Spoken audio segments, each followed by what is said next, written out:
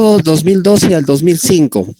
Tengo un orgullo de presentarle al doctor René Víctor Calcín Anco. Por favor, doctor, es a su disposición. Buenas noches con todas y todos, asimismo con quienes están siguiendo por las redes sociales. Bueno, en esta ocasión vamos a conversar, dialogar sobre un tema importante, la ciudad de Puno. Vamos a tratar básicamente sobre los orígenes y la evolución de la ciudad de Puno. Empezaremos. A ver, podrían colocar las visualizaciones. Ya. Empezamos entonces con el poblamiento inicial. Con la siguiente, por favor. En toda la cuenca del Titicaca, el poblamiento inicial empezó hace 10.000 años atrás. Empezó por la zona alta, por las cordilleras, cuando por ahí llegaron los primeros pobladores que eran recolectores y cazadores. Estos primeros pobladores formaron una etnia que se llamó la etnia de los Chuquilas. Es la primera etnia puneña. Estos primeros pobladores, esta primera etnia, nos han dejado muchísimos legados. Hasta ahora podemos apreciar, por ejemplo, todas las danzas de cazadores que conocemos, como su nombre lo indica, de cazadores, justamente son de los primeros pobladores. Hay varias danzas en el departamento de Puno, pero por donde estamos hablando, la ciudad de Puno, una de las danzas que se bailaba y en lugares próximos continúa bailándose es la danza de los choquelas, donde se significa la caza, ¿no? Pero también han quedado muestras de arte rupestre en varios lugares, y en Puno, en Salcedo, tenemos muestras de arte rupestre. Además, también quedó material lítico, como puntas de proyectil, ¿no? Después de ese periodo inicial llamado periodo arcaico, hubo un periodo transicional del arcaico al formativo. En ese periodo transicional que ocurrió o empezó hace 5 milenios y duró aproximadamente 2 milenios, en ese periodo se descubrió la agricultura y la ganadería. Es más, no solo se dio esos descubrimientos, sino también apareció la textilería, la litoescultura y también las primeras aldeas de la población, la anterior, por favor, de la población sedentaria se pasó a la población ya mejor, de la población errante se pasó a la población sedentaria. Es más, de una economía recolectora se pasó a una economía productiva. Ese ha sido un hecho muy importante. Aquí también tenemos que ver ya que hubo la presencia de los pobladores huros. ¿Pero por qué? Los huros están ligados con el lago Titicaca. El lago Titicaca hasta hace 4.000 milenios no era habitable. El lago Titicaca tenía muchísima salinidad. Era agua salada. Después ya se convirtió en agua dulce. Había mucha aridez. Pero hace 4.000 años recién se podía habitar la ribera del lago Titicaca y las mismas islas del lago Titicaca. Y con ese contexto geográfico, recién tenemos la presencia de los huros. O sea, los huros son de hace 4.000 años. Veamos la siguiente. Aquí, por ejemplo, apreciamos una danza, ¿no? La danza de los choquelas. Continuemos.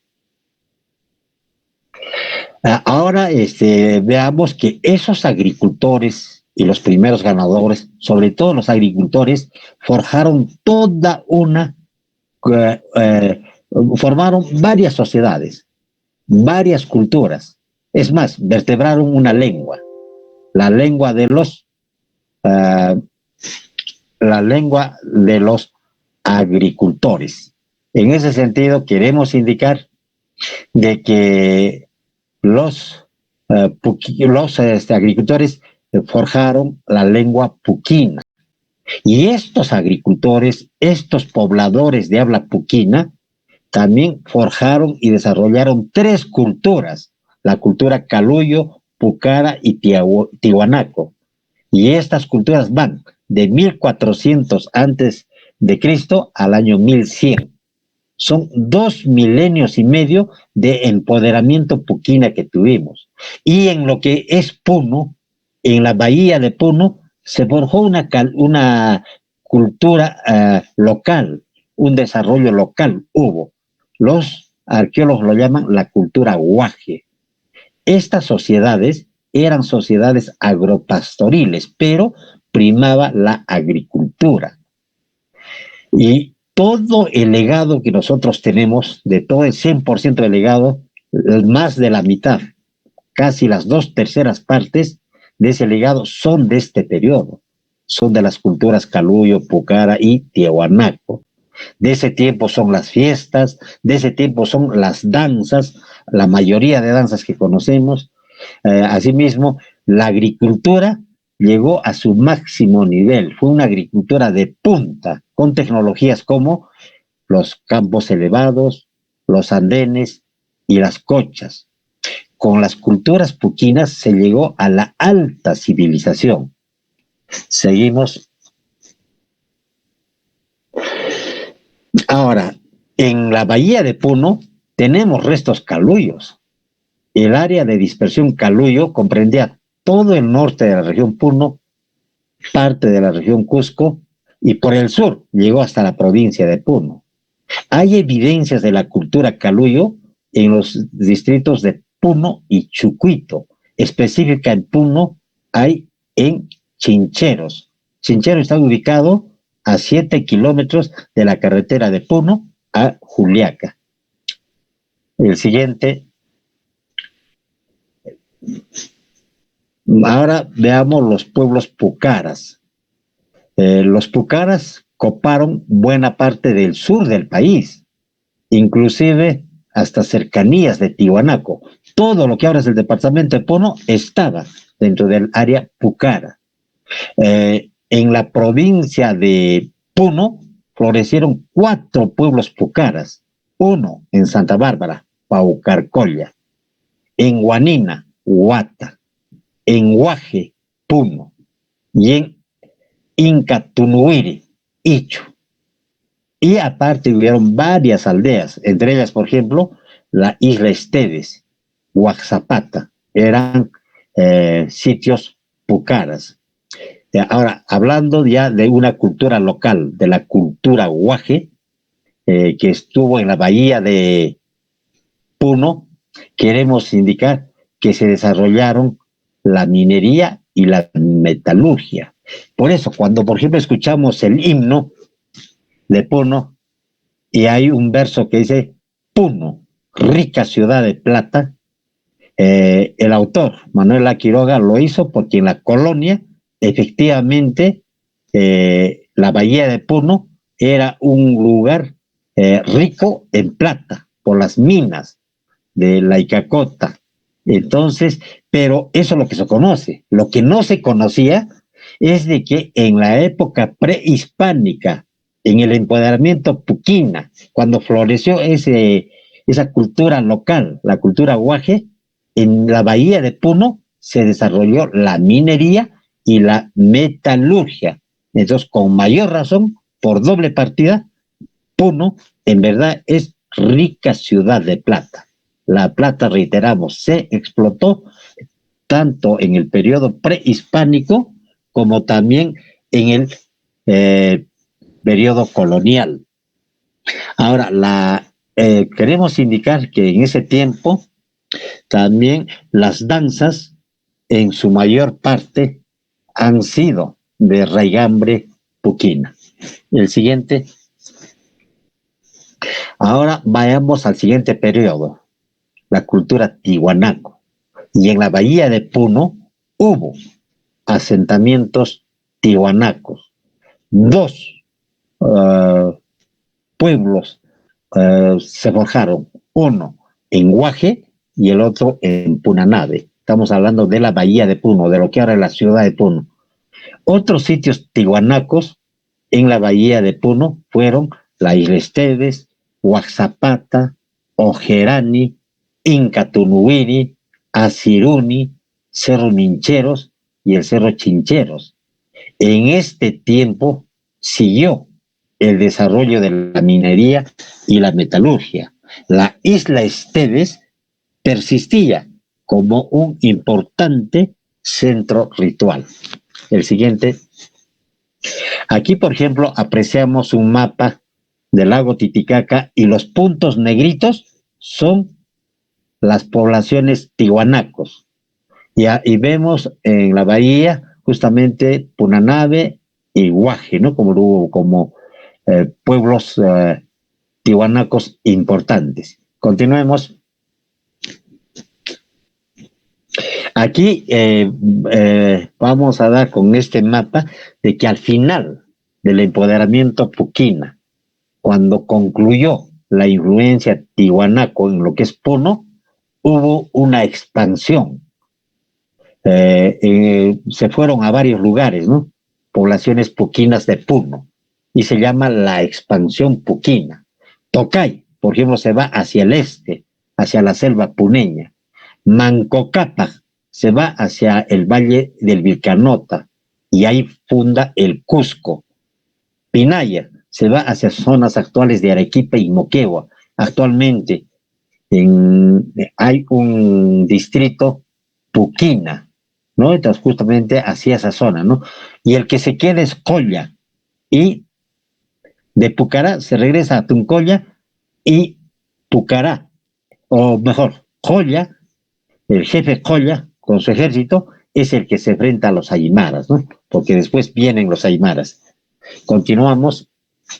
Ahora entramos a los reinos aymaras, 1100-1450, 3 siglos y medio de auge aymara. Y en lo que es Puno, y particularmente la provincia de Puno y la bahía, ahí estaban los collas y los lupacas. La capital de los collas se estableció en Atuncoya y la capital de los lupacas en Chucuito. Los pueblos fueron forjados en ese periodo en las partes altas. Era un periodo bélico. De ese tiempo son las fortalezas y las chulpas. Desde esa fecha se habla la lengua aymara. Por entonces, los collas y los lupacas tenían enclaves en la costa sur del país, en lo que es Arequipa, Moquegua, Tacna, Arica, el norte de Chile, y también en territorio boliviano. Pasemos a la siguiente visualización. Ahora, bueno, estamos en los reinos aymaras. Lo que ahora es Puno estaba configurado de 1100 a 1450 de esta forma. 3 reinos aymaras. El reino Jana, que comprendía toda la provincia de Melgar y parte de Cusco. El reino Colla, desde Ayaviri hasta Puno. El reino Lupaca, de Puno hasta Chacamarca. Y Chacamarca es lo que ahora es Desaguadero. Entonces, habían 3 reinos aymaras en Puno. Y el señorío Callaguaya se estableció en lo que es Carabaya, Sandia, parte de Putina, Huancané y Mo, y buen territorio boliviano. Ese fue el área Callaguaya. Entonces, los callaguayas tenían su propia lengua, que se llama lengua callaguaya. Y los canas, los collas y los lupacas, más bien, como su nombre indica, eran reinos aymaras, entonces se hablaba el aymara en estos lugares prioritariamente. porque tanto el Puquina como el Uruquilla, el Puquina de los agricultores y el Uruquilla de los uros, todavía seguían hablando. Entonces, esta fue la configuración en ese periodo. Y la actual ciudad de Puno estaba en el límite. Y el río Puno justamente dividía a los collas de los lupacas. O sea, la división Colla-Lupacas se estaba dando en el río Puno. En los documentos coloniales aparece como río Puno, pero después en el siglo XIX ya se le llamó río Mañazo. Y en el siglo XX se le conoció como la calle de los Puentes. Y ahora lo conocemos como calle Puno, ¿no? Entonces, eso ocurrió en ese periodo. Pasemos a la siguiente visualización. Bueno, llegamos al Tahuantinsuyo, 1450-1533 en Puno. 8 décadas. La sociedad inca fue una de las culturas universales. Los pueblos ya no estuvieron en las partes altas. Los incas mudaron a los pueblos a zonas bajas. Ahora queremos indicar que no solo habían 4 suyos, sino había provincias incas. Hubieron varias provincias incas en lo que ahora es el departamento de Puno. Con los incas incursiona la lengua quechua. Los reinos aymaras se integran al Collasuyo. Y Atuncolla hace la vez de capital del Collasuyo durante el gobierno del Inca Tupac Inca Yupanqui. Chucuito hacía de capital de Collasuyo, pero durante el siguiente gobierno de Huayna Cápac. Decíamos que los reinos aymaras se integraron al Collasuyo, allá estaba Puno, la bahía de Puno, y los callaguayas al Antisuyo. El siguiente. Bueno, aquí tenemos un mapa del Tahuantinsuyo y también se aprecia el mapa del Perú para ver cómo era esa vez. El Inca Pachacute es el que sometió a los collas luego de cruentas batallas y logró una alianza estratégica con los lupacas. Ahora, los lupacas tenían enclaves en el Contisuyo y en el Antisuyo. También los collas, ¿no?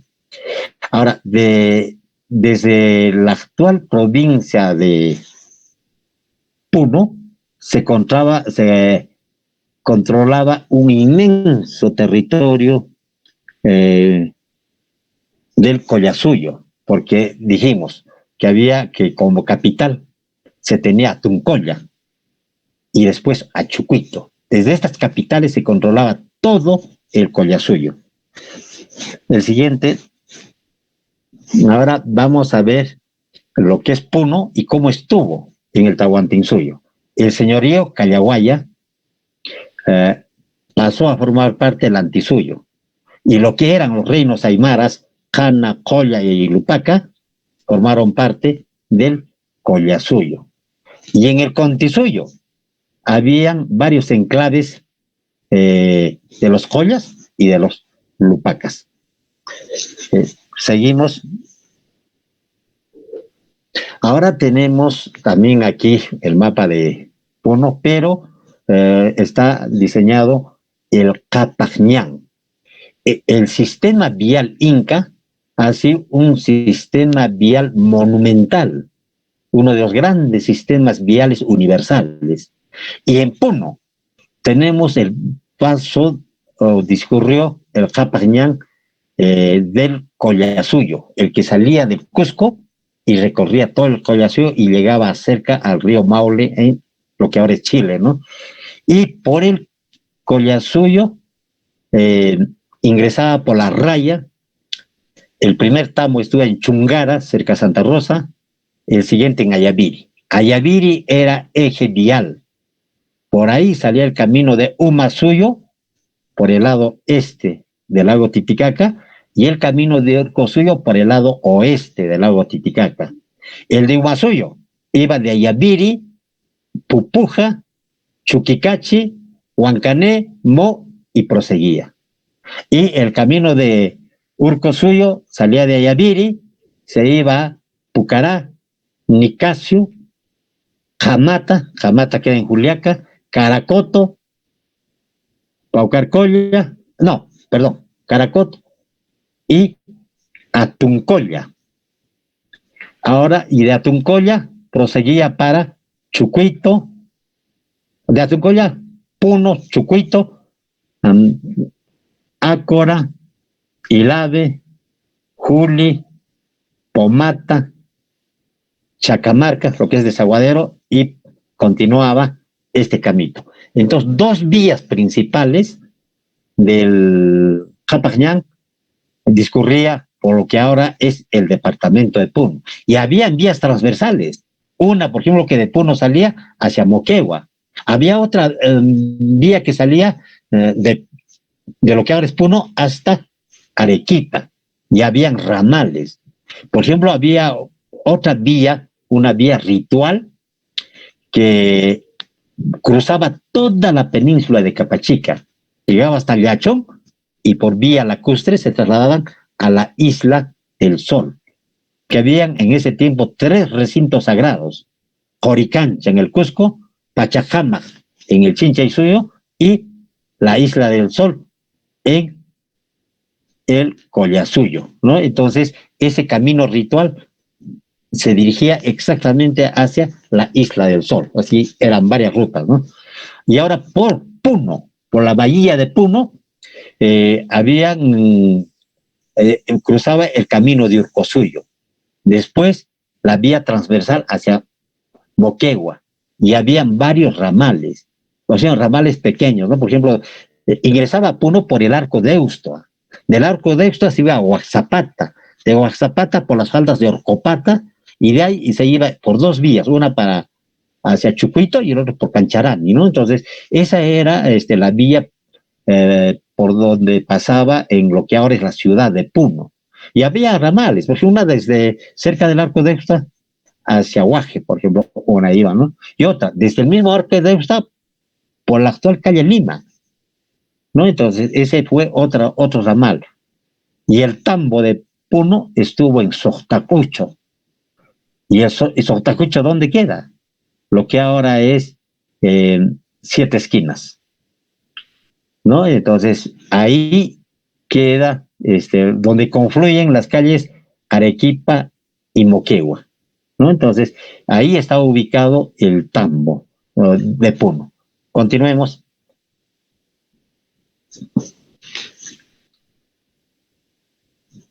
Ahora veamos lo que es el pueblo de Puñuy. El pueblo de Puñuy se formó a comienzos del siglo XVI en el gobierno del Inca Huayna Cápac. Emergió como nudo vial cuando se rediseñó el sistema vial en el Collasuyo, cuando la capital del Collasuyo pasó de Atuncolla a Chucuito. Expliquemos un poco. El camino inca con el gobierno de Tupac Inca Yupanqui tenía por eje central Atuncolla, porque Atuncolla era la capital del Collasuyo. Entonces el camino de Cusco llegaba a Atuncolla, y de Atuncolla se desplazaba por Puno, Chucuito y continuaba por el sur. Pero con el Inca Huayna Cápac, ya la capital dejó de ser Atuncolla y pasó Chucuito a ser la sede del Collasuyo. De tal manera que el camino que venía del Cusco ya no llegaba a Atuncolla, sino venía de Ayaviri, Nicasio, Jamata, Caracoto, Paucarcolla, Puno, Chucuito y continuaba. Y de Puno salía el ramal hacia Arequipa, Puno, Atuncolla, Cabana y continuaba hacia la costa, hacia Arequipa. Entonces, Puno se convirtió en eje vial. Ahí surgió el pueblo que se llamó Puñuy, ¿no? Y decimos Puñuy porque se considera que tuvo por denominación Puño, porque el cronista Pedro Gutiérrez de Santa Clara, en 1543, lo aludió como Puño, y eso da pie a que el pueblo se llamaba Puño. Continuemos. Ahora pasemos a la colonia. Aquí vamos a ver varios temas, ¿no? Vamos a ver, por ejemplo, la encomienda de Puno, los pueblos coloniales y sus patronos, el pueblo de San Juan de Puno, el pueblo de San Luis de Alba, el establecimiento de la villa de Puno.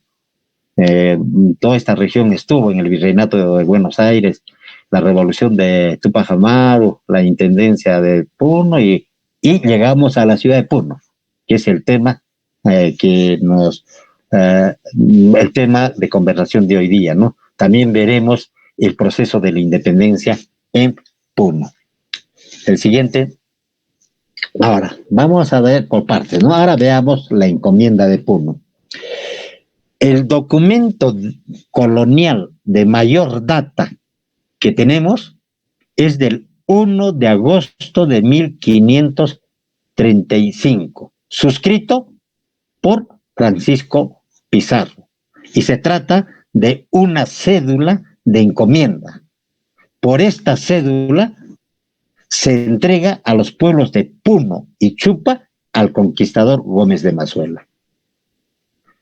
Ahora, también por ese documento se conoce que el pueblo de Puno, llamado Puñuy en el Tahuantinsuyo, contaba con 500 familias, porque eran 500 los tributarios, y tenía por curaca a Cacha. Así dice la cédula de encomienda del 1 de agosto de 1535. Continuemos y ahora veamos el pueblo de San Juan de Puno. El historiador Alejandro Cano escribió lo siguiente: mandó construir en 1591 el obispo de Charcas, Fray Domingo de Santo Tomás. ¿Pero qué mandó construir? Mandó construir el templo de San Juan.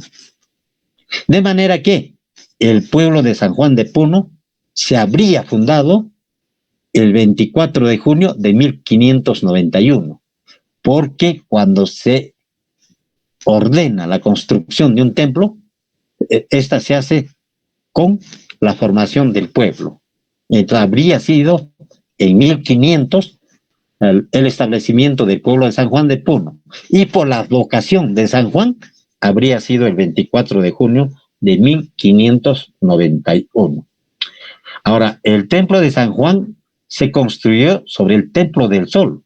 La mayoría de los templos siempre se han construido sobre los templos del Sol. Ahora, por ahí pasaba el Capañán.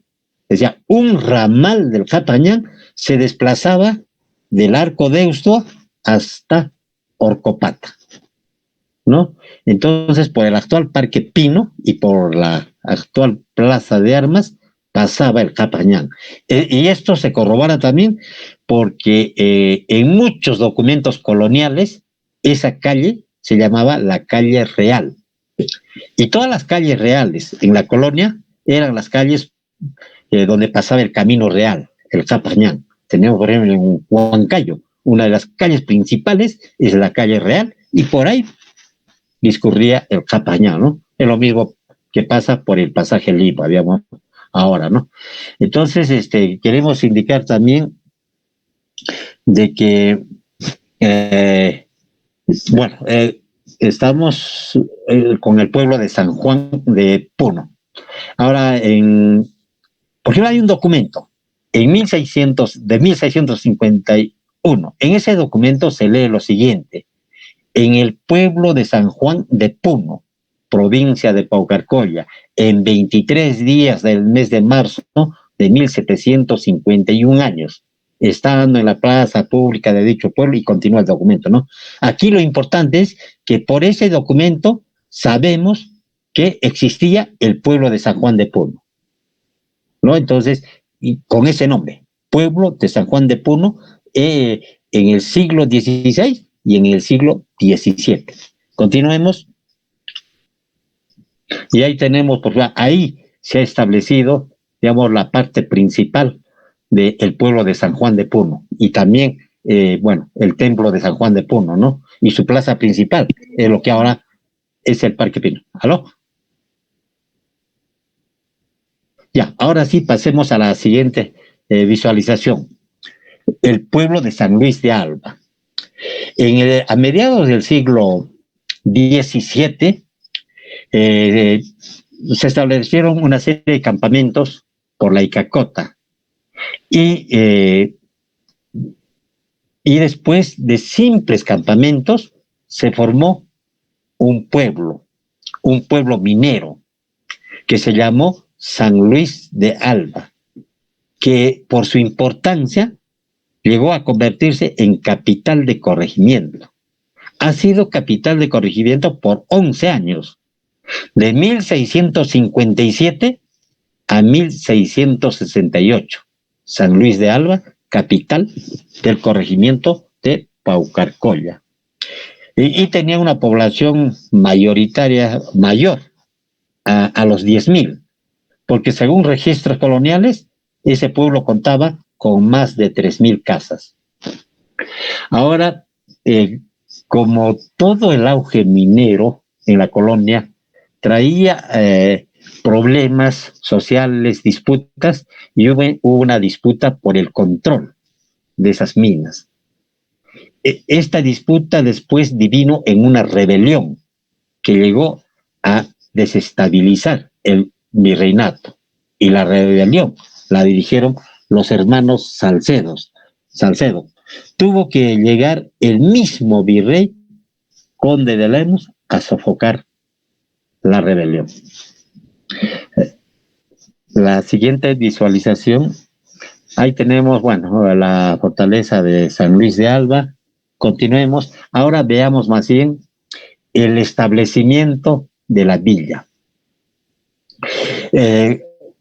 Para develar la rebelión de los Salcedos, el virrey conde de Lemus llegó con su ejército, develó a sangre y fuego y estableció la villa de Nuestra Señora de la Concepción y San Carlos el 9 de septiembre de 1668 por una ordenanza. Además, dio otras ordenanzas. También de ese día es el ordenamiento para que se construya la plaza y el templo de la villa. También otra ordenanza es el traslado de los pobladores de San Luis de Alba a la nueva villa formada. Y otra ordenanza principal, ajusticiar a José de Salcedo. Ahora veamos sobre el establecimiento de la villa de Puno, pero con documentación. Sigamos con la siguiente. La siguiente visualización, por favor. Ya. Hay mucha documentación colonial sobre el establecimiento de la villa de Nuestra Señora de la Concepción y San Carlos. Aquí vamos a aludir solo a una, que es clarísima, ¿no? Y es categórica, ¿no? En 1749, Diego Esquivel y Navía es explícito, precisa la fecha del establecimiento de la villa e indica la fuente. Textualmente, Diego Esquivel y Navía escribió lo siguiente: llegó el virrey a Puno después de demolida la Icacota, hizo el conde ciertas ordenanzas para la nueva población. Su fecha en Puno, en 9 de septiembre, las que están en el libro 12 de provisiones de esta ciudad, a hojas 202. Vamos a ver este texto que es muy importante. Diego Esquivel y Navía nos indica que la villa se ha establecido, instaurado, fundado el 9 de septiembre en Puno.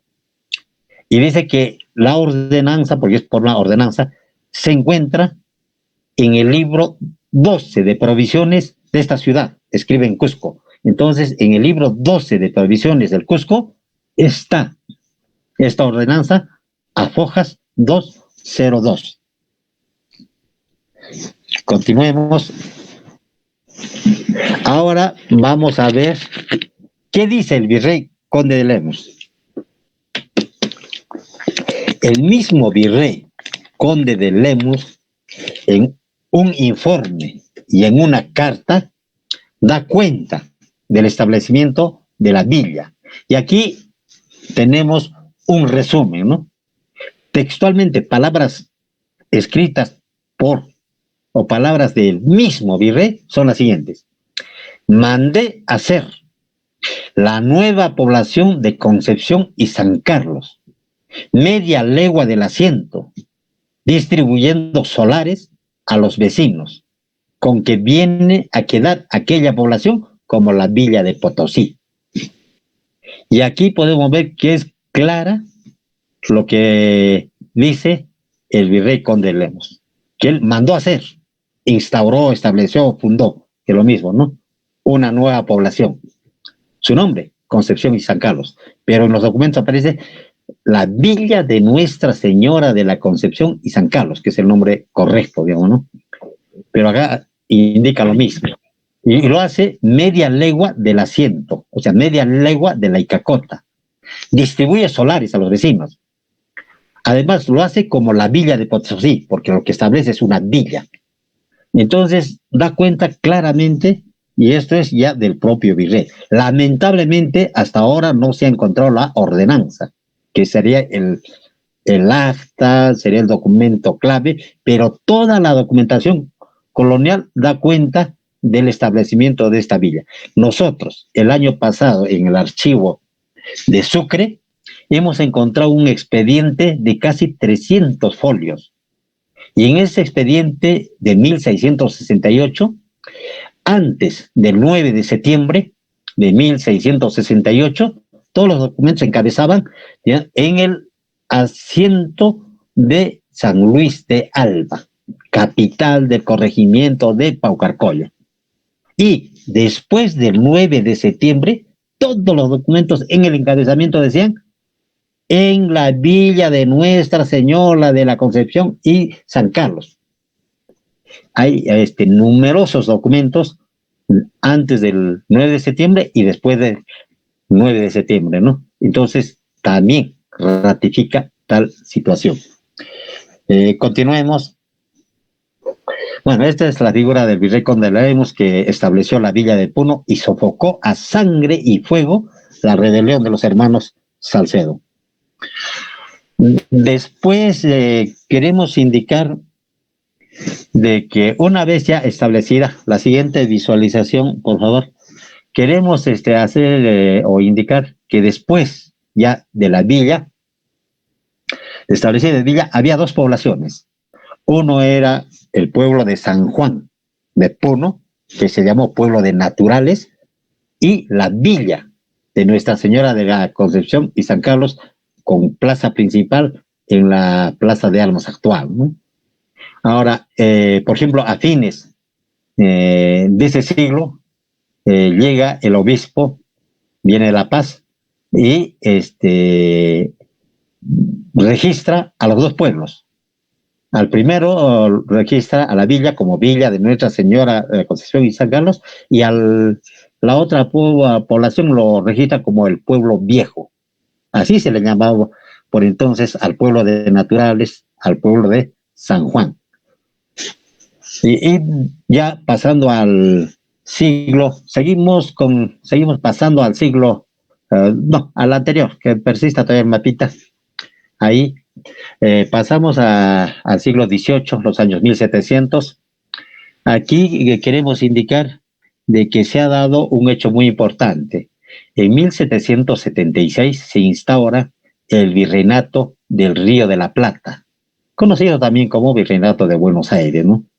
Y por entonces se define que todo lo que ahora es la región Puno pasa a integrar y formar parte del Virreinato del Río de la Plata. Y fue por 2 décadas, porque por Real Cédula del 1 de febrero de 1796, toda la intendencia de Puno, que es el nombre anterior del departamento, pasa a reintegrarse al Virreinato del Perú. Por 2 décadas, todo lo que es Puno formó parte de lo que ahora es Argentina, ¿no? El Virreinato del Río de la Plata. Ahora, después de, bueno, siendo parte del Virreinato de la Plata, ocurrió, por ejemplo, la revolución de Túpac Amaru. Pasó la revolución de Túpac Amaru el 5 de junio de 1784, se instaura la Intendencia de Puno. O sea, y la Intendencia de Puno es su equivalente al Departamento de Puno, ¿no? Entonces, y con 5 corregimientos, con Carabaya, Azángaro, Lampa, que pertenecen al Cusco, y Paucarcolla y Chucuito, que pertenecen a La Paz. Y esta intendencia tiene por capital a la villa de Puno. Y aquí queremos establecer 3 cosas. Hay 3 momentos importantes de Puno, de la actual ciudad de Puno. El paso de aldea a pueblo, que lo hemos explicado. Y el otro, el paso de pueblo a villa, ¿no? Porque, y a villa y como capital ya de corregimiento. Y esta, la del 5 de junio de 1784, ya el paso a capital de intendencia. La intendencia tiene su equivalente en el departamento y el corregimiento tiene su equivalente en la provincia. Entonces, Puno ha pasado de aldea a pueblo, de pueblo a capital provincial y de capital provincial a capital departamental. Esos son los pasos importantes que ha dado Puno. Continuemos. Ahora, veamos, bueno, ya de villa a ciudad, ese tránsito, ¿no? Entonces, hay un momento que se unió el pueblo de San Juan de Puno con la villa de Nuestra Señora de la Concepción y San Carlos. A esa unión, a esa conjunción, se le llamaba Villa de Puno, ¿no? Y justamente en la villa de Puno, al final, en el momento de la revolución Túpac Amarista, por ejemplo, se quedó como el último bastión hispano. Por eso los patriotas asediaron a la villa de Puno, cercaron en 3 ocasiones, estuvieron a punto de tomarlo. Tuvo que venir un ejército y prácticamente hizo o salvó a los que estaban en la villa de Puno y que estaban a punto de ser tomados por los patriotas. El ejército del mariscal del Valle llega y traslada a toda la población de Puno hacia Cusco. Hay una evacuación. Salen de Puno y los patriotas controlan la villa de Puno, y no solo la villa de Puno, todo lo que ahora es Puno, por 8 meses ha estado libre y bajo el control de los patriotas, ¿no? Ese también es un hecho importante. Y después, pasada la revolución Túpac Amarista, es que Puno se convierte en capital de intendencia. Bueno, lo del virreinato ya hablamos, y ahora sí llegamos a lo que es la ciudad. Siempre en el aniversario de Puno, por esos días se publicaba indicando de que en 1805 se le dio el título de ciudad y también el escudo, pero siempre se señalaba el año.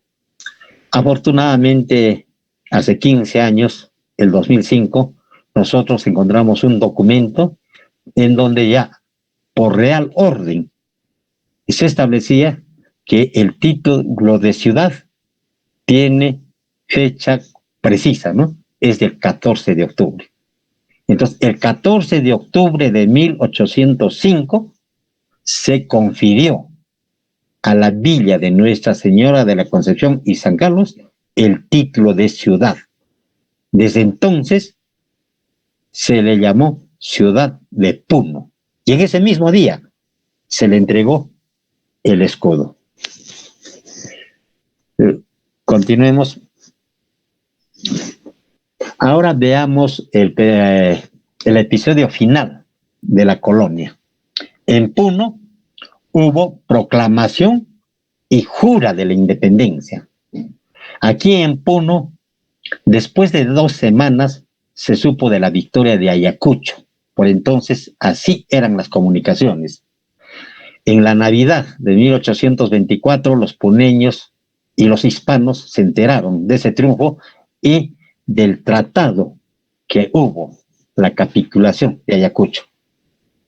Y los patriotas se organizaron y hubo una arremetida y liberaron a los presos de la isla Esteves y formaron inmediatamente el primer ejército ya patriota bajo el mando del militar de mayor rango.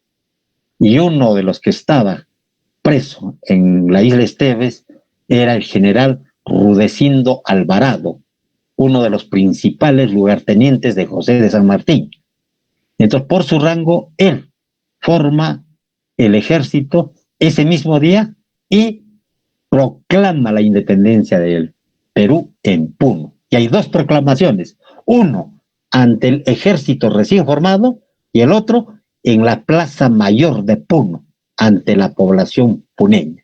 Y en ese mismo día, el general Rudecindo Alvarado nombra al doctor Pedro Miguel de Urbina como prefecto de Puno. Y encarga a Pedro Miguel de Urbina para que 3 días después se lleve a cabo la jura de la independencia de Puno en la misma Plaza Mayor, ¿no? Entonces, esos casos son muy importantes que se han dado, ¿no? En Puno. La siguiente visualización. Bueno, indicamos que 3 días después, el 30 de diciembre de 1824, se procedió a la jura de la independencia en la Plaza Mayor de la ciudad de Puno. Todos los pueblos cercanos vinieron bajo una disposición prefectural con sus demostraciones de regocijo, es decir, con sus danzas. Fue una algarabía al estilo puneño. Hubo ese regocijo en el acto de la jura de la independencia. En esos días, entre la proclamación y la jura, se han establecido las principales instituciones republicanas. Caso de la prefectura y la municipalidad. Y desde entonces se accedió a la vida republicana. Ahora, para concluir, queremos ver la siguiente visualización. Queremos ver de que ya en los primeros decenios de vida republicana, Puno siguió siendo capital, pero justamente con el paso de la colonia a la república, los departamentos se cambiaron, las intendencias se cambiaron en departamentos y los corregimientos en provincias. Entonces, las provincias, por ejemplo, de Carabaya, Zángaro, Lampa, Huancané, por entonces se llamaba, y Chucuito, esos corregimientos se convirtieron en provincias. Y la intendencia de Puno se convirtió en departamento de Puno. Y aquí hay un caso específico, ¿no? Que la provincia en donde estaba lo que actualmente es Puno se llamó Huancané. Ahora, la provincia de Huancané, Puno pertenecía a la provincia de Huancané. Y más bien Puno siguió siendo más bien capital, pero departamental. La capital departamental estaba en Puno, ¿no? Pero la provincia se llamaba Huancané. Entonces, como provincia de Huancané, donde el distrito de Puno era parte de esa provincia, permaneció por 3 décadas en esa situación. Hasta que el 2 de mayo de 1854, el presidente provisorio el mariscal Ramón Castilla, en la ciudad de Cusco, da un decreto. Por ese decreto se da la creación de la provincia del Cercado y se ordenan las otras provincias. En el artículo 1 de ese decreto se lee: se crea la provincia del Cercado de Puno, compuesta de las poblaciones siguientes: capital, Puno; distritos: Capachica, Coata, Tiquillaca, San Antonio, Chucuito, Pichacani, Acor, Cabana, Vilque, Atuncoya, Caracoto y Juliaca. De manera que se establece la sexta provincia, con capital Puno. Y esta provincia del Cercado después se llama provincia de Puno, es la actual provincia de Puno. Entonces, esta es, hasta ahora es, ¿no? Y esta es la historia. Entonces, en esta vez quisimos abordar, o hemos abordado, sobre los orígenes y la evolución de la ciudad de Puno. Muchísimas gracias. Si hay alguna interrogante, pregunta, estamos para resolverlas.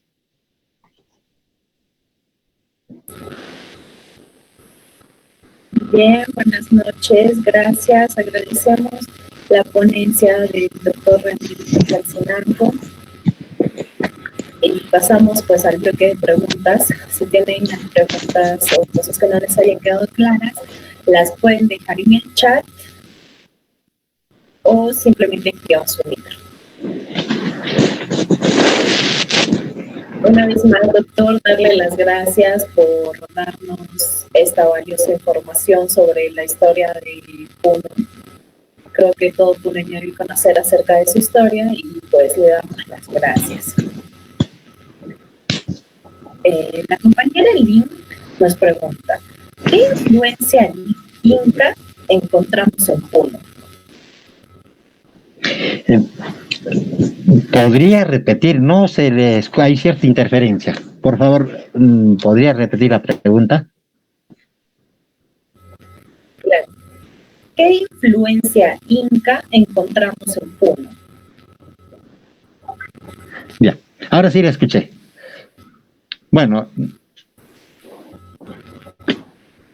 queremos indicar, aquí vamos a ver y vamos a resumir algunos aspectos de la época.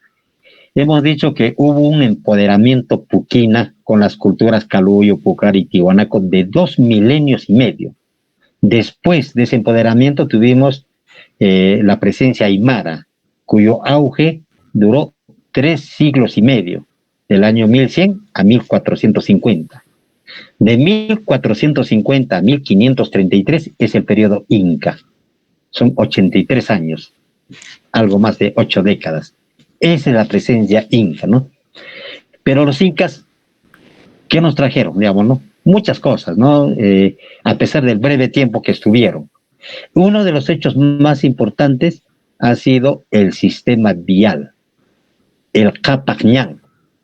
Y este camino inca ingresaba, por ejemplo, a lo que es el departamento de Puno por la raya, pero a lo que es la ciudad de Puno, vamos a hablar de la ciudad de Puno y vamos a ver esto del Capacñán. A la ciudad de Puno, en el gobierno del Inca, Tupac Inca Yupanqui, porque él estableció la capital del Collasuyo en Atuncoya, el camino inca ingresaba por Atuncoya, tenía de Atuncoya, ¿no? Y ingresaba por lo que ahora es Huaxapata. Pero después el Inca Huayna Cápac es el que rediseña el Capacñán y él hace de que la capital sea Chucuito, relega Tuncoya y el camino Inca, el Capacñán, viene de Paucarcolla, Puno, ingresa por el Arco Deusto. Entonces, este camino del Arco Deusto más bien se va a Huaxapata, Orcopata y continúa hacia Chucuito, ¿no? Entonces, y aquí decía, hay ramales, por ejemplo, un ramal importante es del Arco Deusto hasta Orcopata, por el pasaje Lima, lo que en años coloniales se llamó Calle Real. Una vía hacia Guaje era un lugar importante, un ramal se fue ahí. Dijimos que el Tambo estaba por San Juan de Dios, por 7 esquinas. San Juan de Dios era por el Hospital San Juan de Dios, ¿no? Ese era el hospital antiguo de Puno, digamos, ¿no? Entonces queremos indicar de que afortunadamente hay documentación colonial, hay documentación del siglo XIX, del siglo XX inclusive, que están dando cuenta y se está, reconstruyendo por dónde fue el Capañán. Faltan datos, pero ya se vertebra varias cosas, ¿no? También, por ejemplo, el camino transversal de Puno a Moquegua. Y algunos rastros quedan, hasta ahora quedan. Nosotros vamos a Alto Puno, quedan. Nos vamos de Puno a Ichu, quedan. Entonces tenemos, por ejemplo, ahí clarísimo, tenemos vestigios incas, tenemos. Eso es, digamos, ¿no? Ahora, me preguntan también de la influencia. La influencia mayor inca fue durante el Inca Huayna Cápac, porque él, al rediseñar el Capañán, hizo que el nudo vial que estaba en Atuncoya deje de estar en Atuncoya y pase a ser Puno. Entonces, a Puno lo convierte en eje vial y ahí florece el pueblo de Puñuy. Ese es el papel importante que se da en el gobierno del Inca Huayna Cápac, y hay muchos otros más.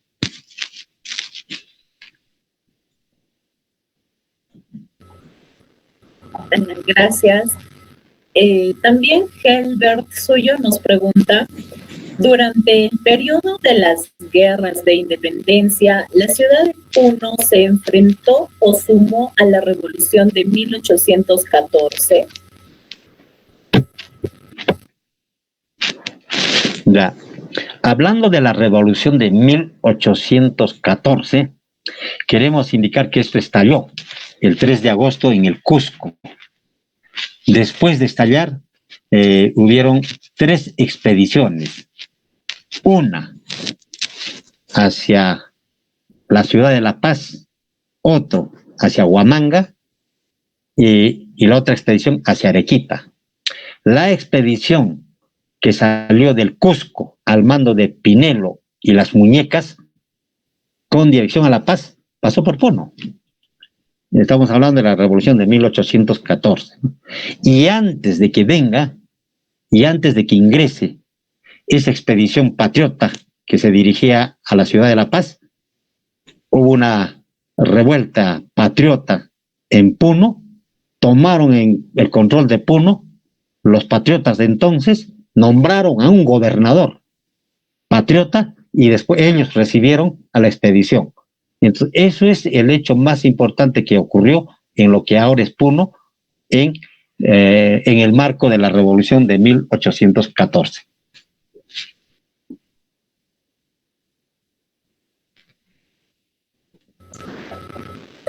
Bien, gracias, doctor. También Gisele nos pregunta, ¿cuál es la diferencia entre villa y ciudad en el virreinato?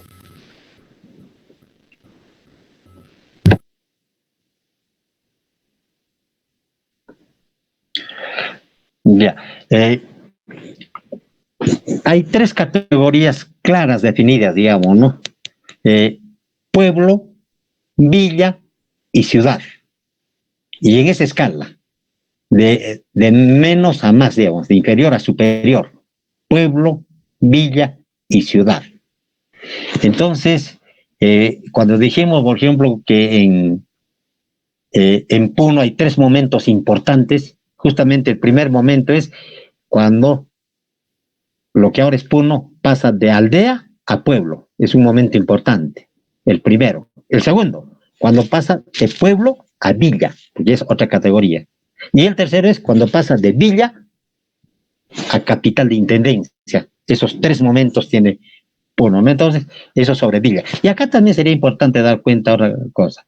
La primera ciudad puneña, hablando solo de Puno, la primera ciudad en la colonia ha sido Chucuito. En los albores de la colonia se estableció la ciudad de Chucuito.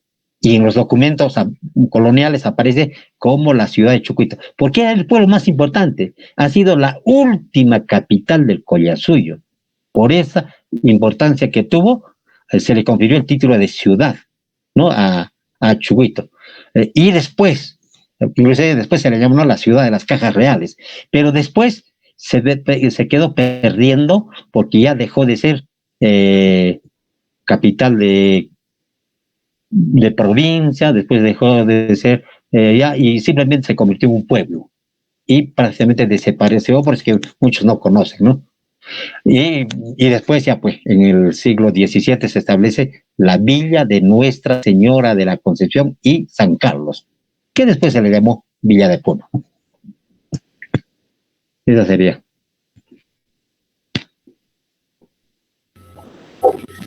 Bueno, gracias. También las compañeros que están participando en el chat y quieren hacer sus preguntas, pueden activar sus micros. Ya no hay inconveniente, pues bien, háganlo uno por uno. Claro.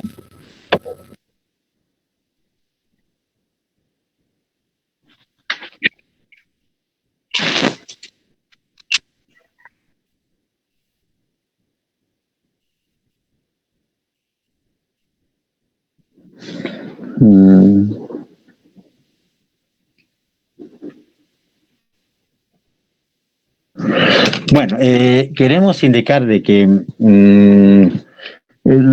podemos dar de varios aspectos, pero vamos a ver esta vez apelando a la ritualidad, a los cultos. El primer culto que aparece en Puno es el culto de altura de los primeros pobladores. El arte rupestre, las pinturas rupestres, prácticamente muchos lo consideran como santuarios de altura, que están en la cordillera, generalmente. Entonces, ahí empezó la religiosidad. Pero después, con los primeros pobladores que se dedicaron a la agricultura, con los agricultores ya hubieron otros cultos y los que más conocemos. Por ejemplo, los primeros agricultores instauraron el culto a la Pachamama. Ahora también establecieron el culto solar y dieron forma al culto de altura, pero como culto a los apus. Entonces, estos son de los pobladores de habla puquina, de los agricultores. En ese periodo han aparecido esos tres cultos, digamos, ¿no? O han forjado, lo han establecido, lo han desarrollado, esos tres cultos. Y los uros, los pescadores, por ejemplo, han establecido el culto al agua. Después tenemos el de los collas, como dijo, los aymaras, collas, lupacas. De este periodo es el culto a los muertos. De esa época son las fortalezas, las chulpas, por ejemplo, ¿no? Y lo que los incas hicieron, más bien consolidaron. Y más bien los incas han hecho de que la isla de Titicaca sea el centro religioso más importante. Por entonces habían dos centros, o sea, los centros rituales sagrados más importantes de todo el virreinato del Perú eran tres: Joricancha en el Cusco, Pachacamac en el norte, o en Chinchaysuyo, y en Torcollasuyo, la Isla del Sol. Entonces ha sido un lugar importante, ¿no? Entonces, esa es, digamos, en cuanto ya a la ritualidad en forma general de todos los periodos, ¿no? Y aquí también podemos dar a colación de que hubo un santuario importante en Huilcanota, en La Raya, pero en territorio, bueno, puneño, llamémoslo, ¿no? Entonces, esa fue también un lugar totalmente importante, ¿no? Huilcanota, que los cronistas lo han referido, varios, ¿no? Con 3, 4 cronistas, el mismo Ludovico Bertonio también da cuenta de ese lugar, ¿no? Entonces, en función a esta ritualidad, podemos ver, por ejemplo, la cosmovisión, ya sea de los pucaras, de los puquinas, de los collas y de los incas. La siguiente pregunta. Anthony, ya puedes realizar tu pregunta. Sí, ante todo, muy buenas noches, doctor Víctor René. Muchas gracias por la exposición y la aclaración de algunas dudas que hemos tenido, pues, ¿no? Y como puneños, pues siempre queremos saber un poco más de nuestra historia. La pregunta que le voy a realizar es esencialmente, y tiene que referirse un poco a lo que es danza y a las costumbres antiguas.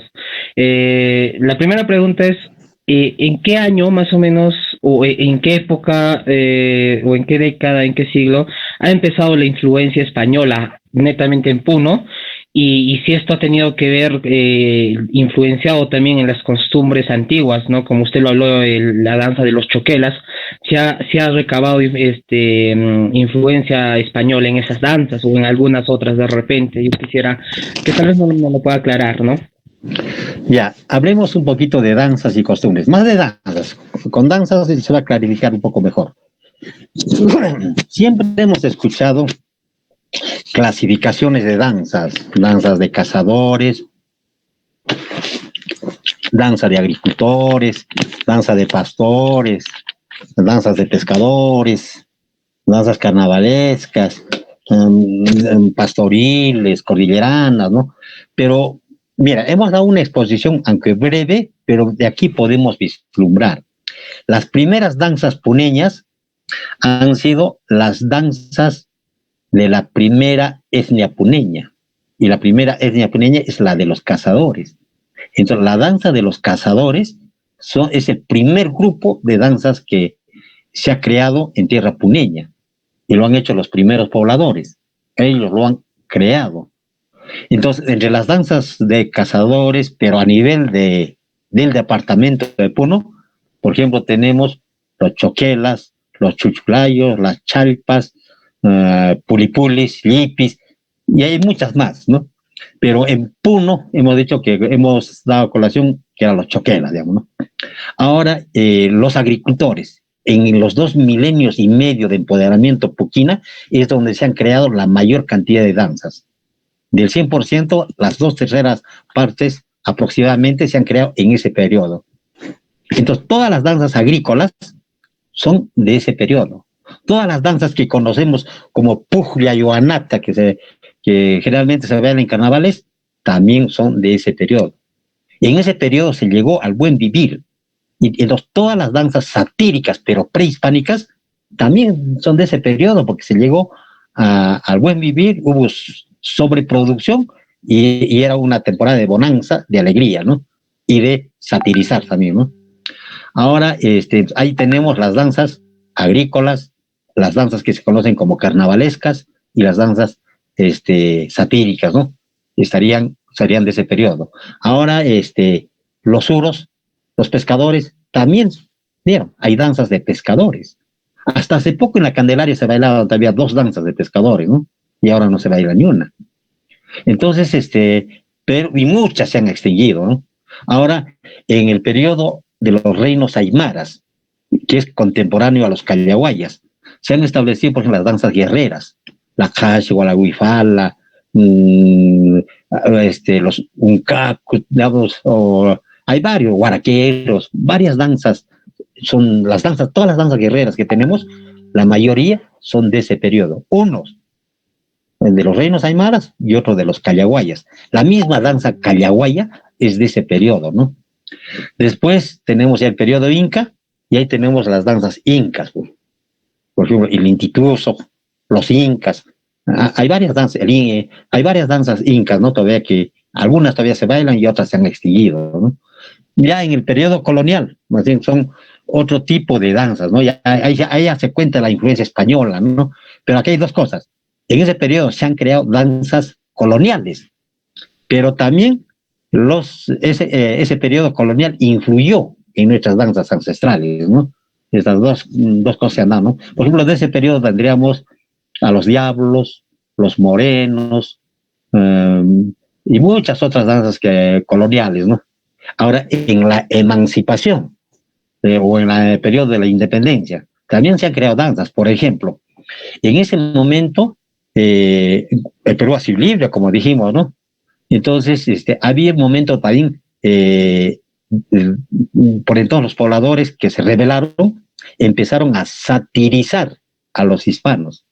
Una danza que tanto en la zona quechua como en la zona aymara existe, el machutuzo o el auqui, por ejemplo, es una ridiculización al hispano, y es del periodo de proceso de la independencia peruana en Puno, digamos, ¿no? Y en la época republicana también se han dado varias danzas, ¿no? Entonces ya ahí podemos clasificar, pero la más emblemática, la pandilla puneña. Creo que con eso hemos resuelto en alguna medida la pregunta.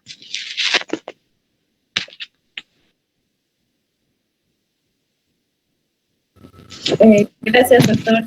También hay otra pregunta que es, ¿cuál es la influencia del quechua en nuestra región?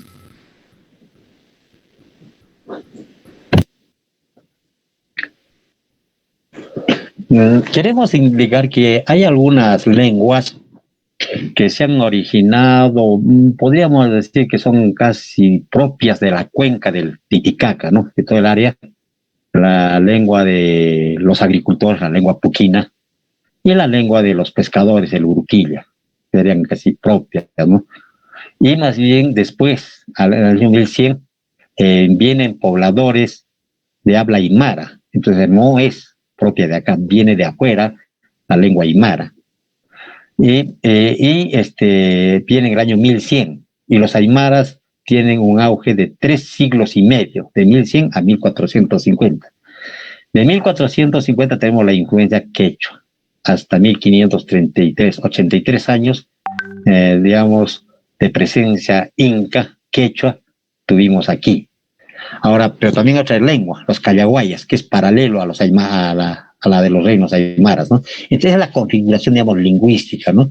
Ahora, la incidencia quechua, bueno, a pesar de la brevedad, copa buena parte de la hoy región Puno, como zona quechua, ¿no? Entonces, esa sería la incidencia ya como área y como lengua.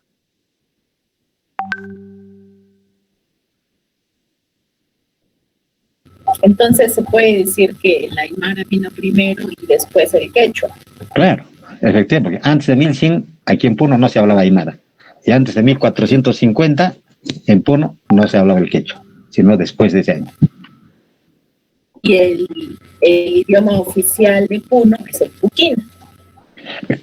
Claro, tuvo un empoderamiento de 2 milenios y medio, y el último bastión puquina ha sido Capachica y Cuata, más Capachica.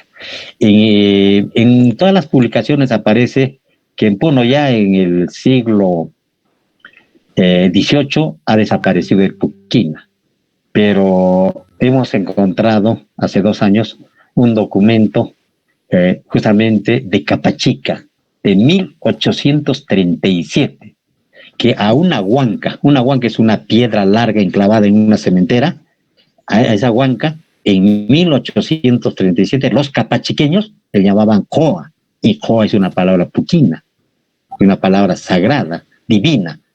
Entonces, hasta 1837 en Capachica seguían hablando el puquina.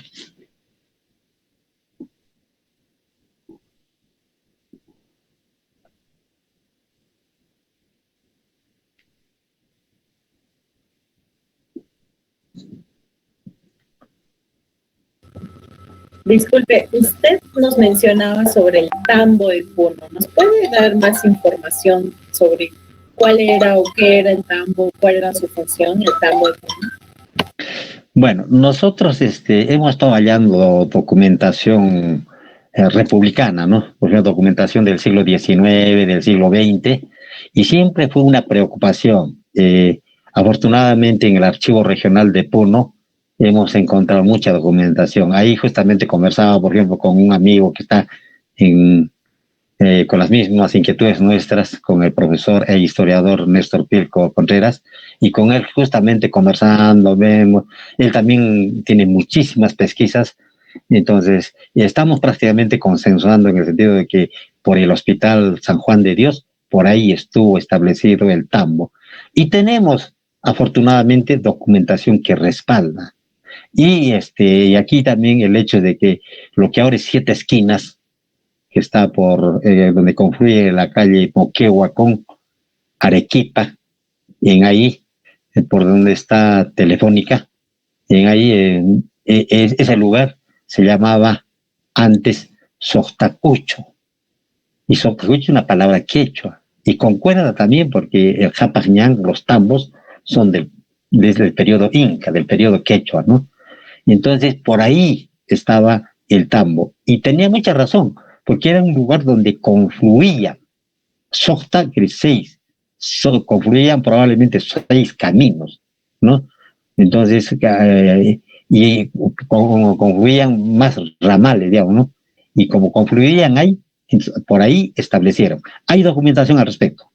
Tenemos varias documentación sobre eso y para nosotros, ya probablemente o casi seguros estamos que por ahí estuvo el tambo inca en lo que ahora es la ciudad de Puno.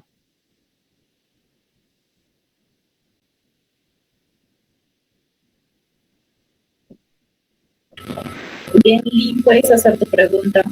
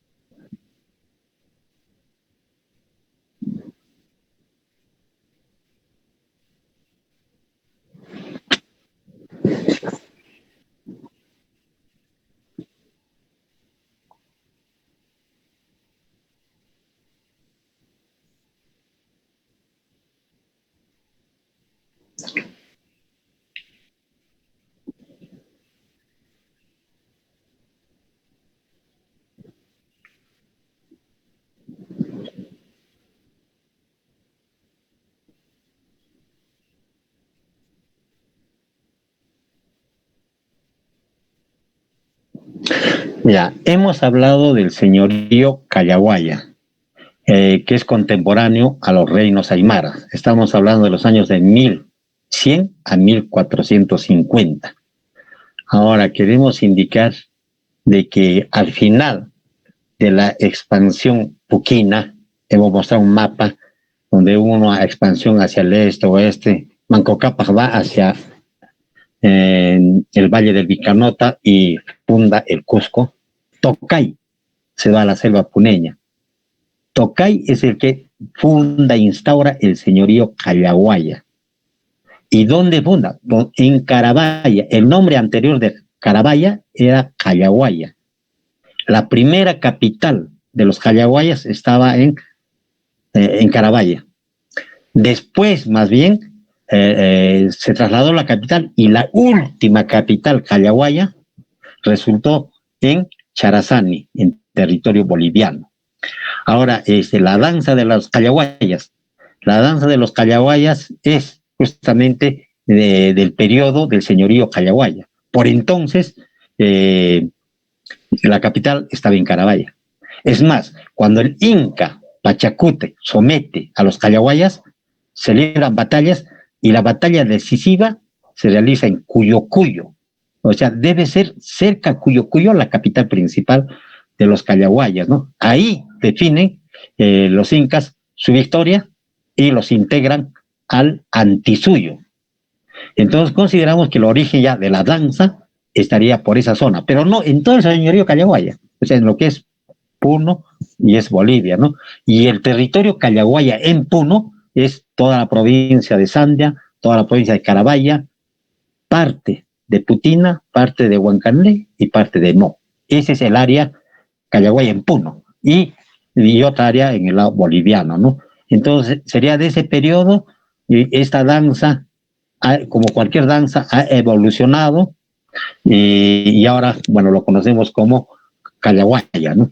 Entonces, bueno, todavía, afortunadamente, todavía se cultiva esta danza y en varios sitios. Y uno ve, eso se cultiva en las provincias fundamentalmente de Carabaya y Sandia y también en territorio boliviano.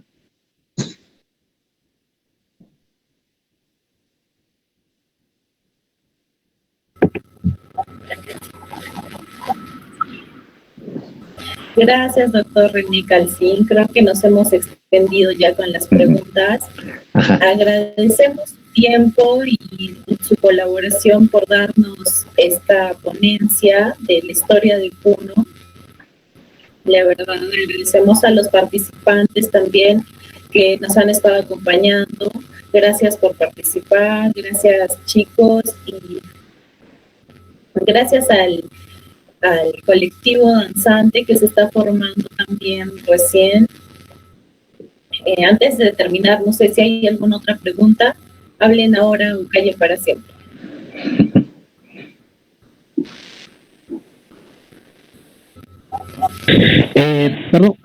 Perdón, Daisy, disculpa por cortarte.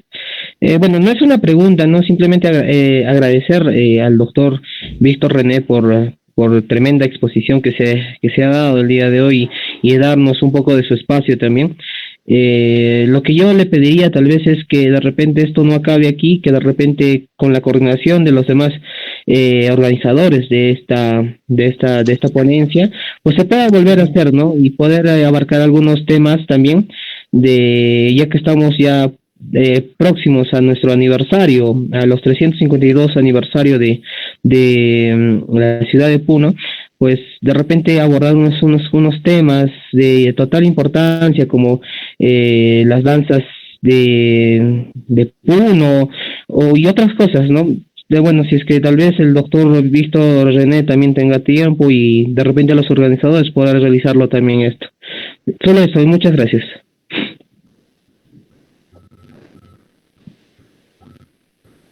Bueno, al respecto yo dedicaría que es materia de coordinar y ya una vez coordinado se dará cuenta por las redes sociales si hay o no hay otro conversatorio. Doctor René, muchas gracias por el día de hoy. Esperamos poder coordinar para el siguiente domingo si podría ser factible otro tema o el mismo tema, porque tenemos muchas dudas también, muchas preguntas tenemos para poder terminar el tema, doctor. Bueno, va a ser difícil para el próximo domingo. Yo tengo ya mi agenda del próximo domingo está copada. Así no sé si sería el siguiente de cada dos domingos, ¿no?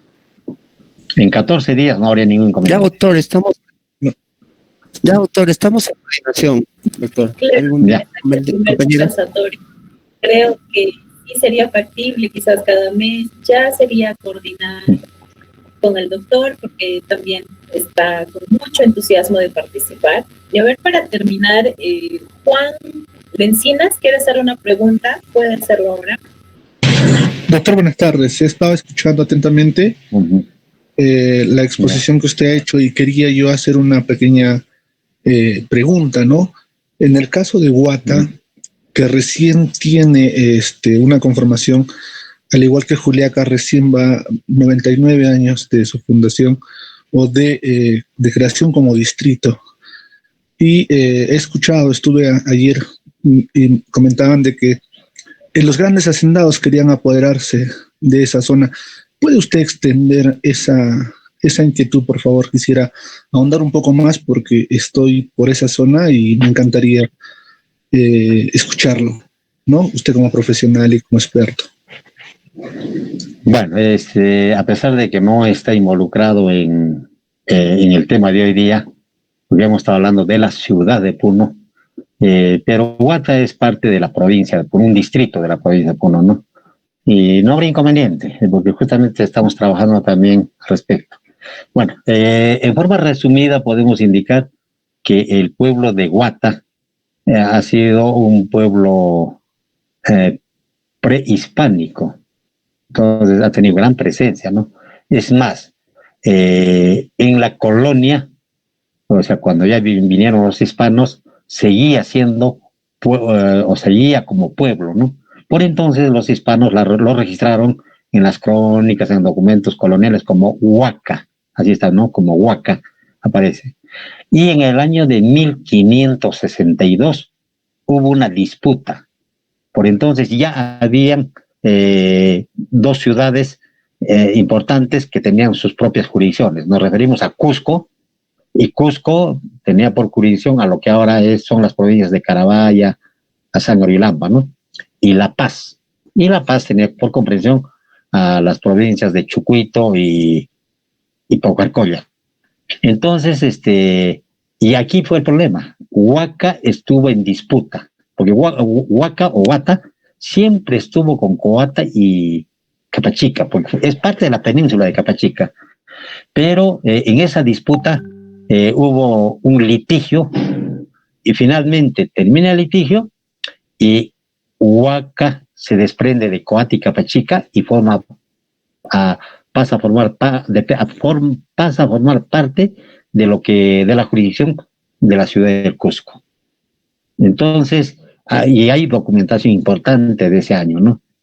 Pero como pueblo, pero después ya más bien perdió un poco de importancia y era como anexo. Estuvo como anexo, por ejemplo, de Atuncoya, pero finalmente quedó como anexo de Caracoto. Entre toda la colonia hasta el final fue anexo de Caracoto. Llegamos a la República y en la República seguía siendo parte de Caracoto, ya no como anexo, sino como vicedistrito de Caracoto, hasta el año de 1921, que el 22 de agosto de ese año se da la ley de creación del distrito de Huata. Esa es, en resumen, la historia de Huata, ¿no? Ahora, pero desde los años coloniales se formó lo que después fue una hacienda, ¿no? Y hubo una disputa, ¿no? Con eso. Y esto fue más claro en el siglo XIX, en donde ya familias que hicieron crecer la jurisdicción de esa hacienda, pero con disputa de los pobladores de Huata. Nos referimos a la hacienda Moro. Ha habido grandes sublevaciones, ¿no? Entonces hemos registrado 3 sublevaciones importantes, ¿no? Esto en los años finales del siglo XIX y primeros del XX. Entonces, la disputa es por la hacienda Moro. Esa sería la respuesta. Bien, gracias. Esperemos también en una próxima oportunidad poder hablar más sobre los diferentes distritos que tenemos en nuestra ciudad. Esto fue nuestro primer conversatorio virtual, Visión Panorámica de Puno, Historia de la Ciudad de Puno, a cargo del colectivo danzante, que ya lo van a conocer, y agradecer una vez más al doctor René Víctor Calcín Anco por acompañarnos y por culturizarnos un poco más. A continuación, le voy a dar la palabra a mi compañera Lee, quien va a dar las palabras de agradecimiento y nos va a decir un poco más sobre el colectivo y la organización de dicho evento. Adelante, Lee.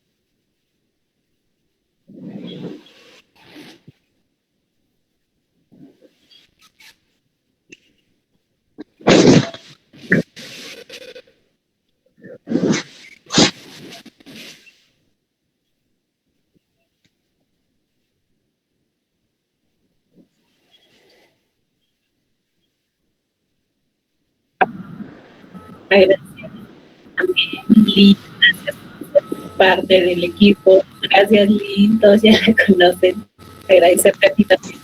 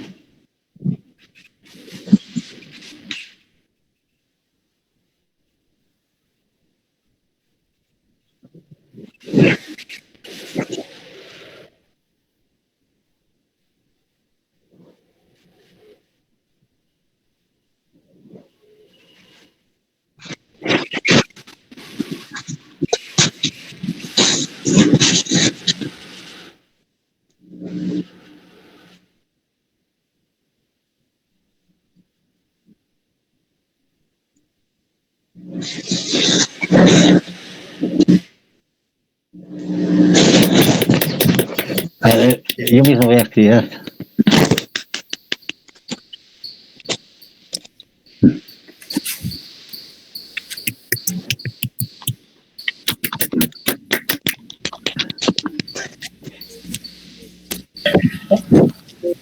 Doctor, sus palabras. Doctor quería decir algo, creo. Se ha interrumpido. Sí, doctor, estaba usted al aire. Ya. Bueno, la parte final, yo también quisiera agradecer a ustedes por haber organizado este conversatorio. Ya estaremos coordinando para el siguiente conversatorio. Y bueno, lo estamos haciendo también por lo que estamos justamente en los días del aniversario de Puno, ¿no? Y se están realizando una serie de actividades. Accedimos a esta invitación y solamente indicar de que continuaremos con este tipo de actividades y reiterar nuestro reconocimiento y agradecimiento a este colectivo que está propiciando este tipo de actividades. Muchas gracias.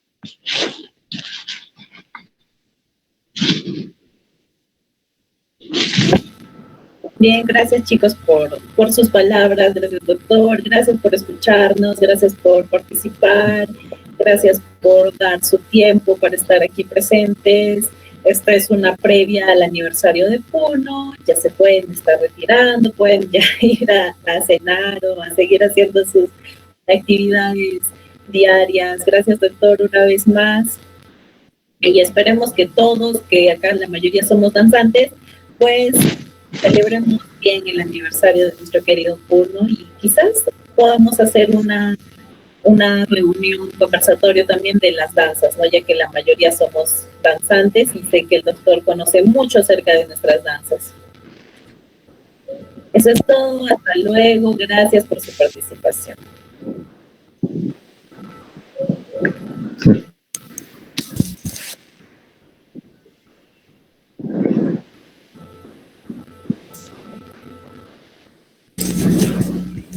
Gracias, doctor. Gracias a todos, chicos.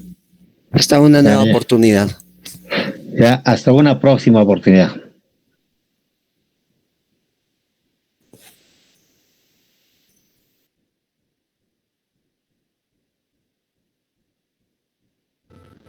Gracias, Fiorella, por participar. Gracias, Chantal. Gracias, Tati. Gracias, Lidio, Diana.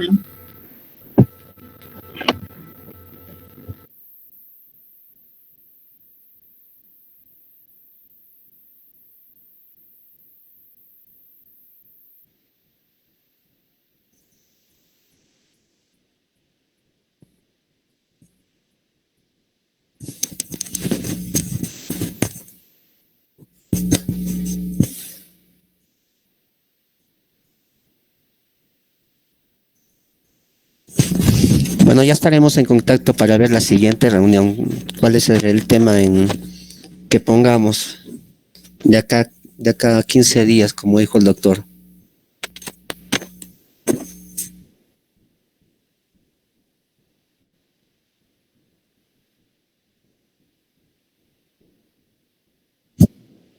Ya coordinaré con el doctor. No te preocupes.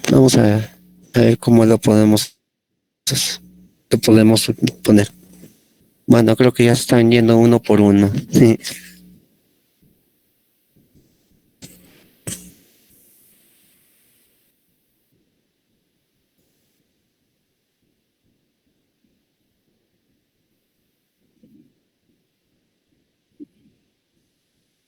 A ver, ¿alguno de los chicos que quieran opinar? ¿Alguno?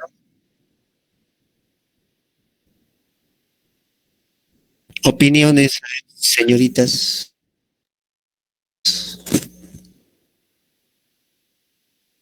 Caballeros.